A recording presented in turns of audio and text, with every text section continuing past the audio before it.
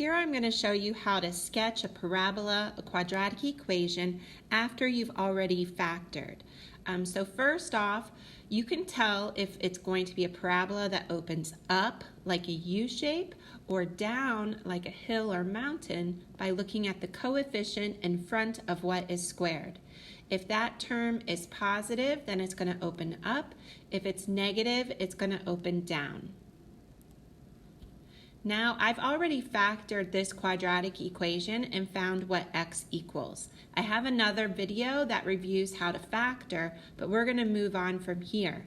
If I found out that x equals -1 and x equals 3, what that is telling me is the x-intercepts are -1 and 3.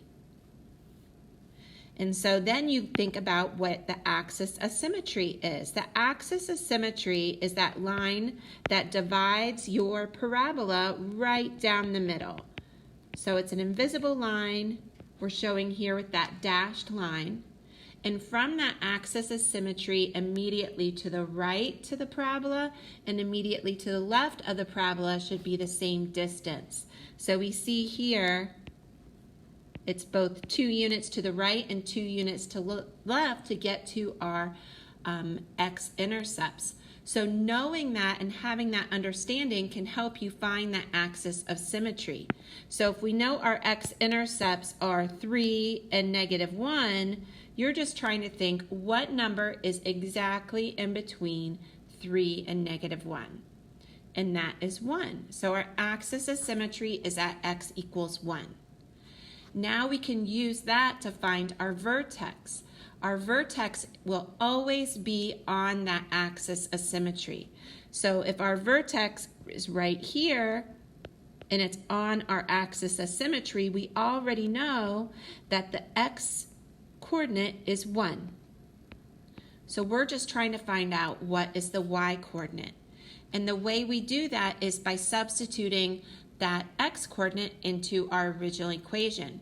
We want to know what is y when x is 1. So we put in 1 for x. And we solve that. And we find out that y is -4. So when x is 1 for this equation, y is -4. That is our vertex.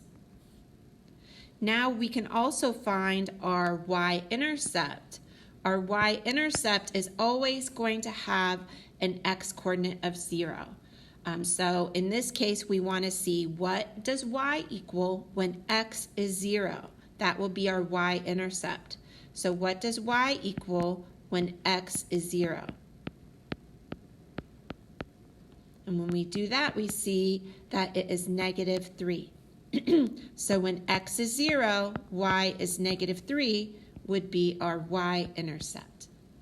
And then you can use your x-intercept, your y-intercept, and your vertex to sketch your parabola.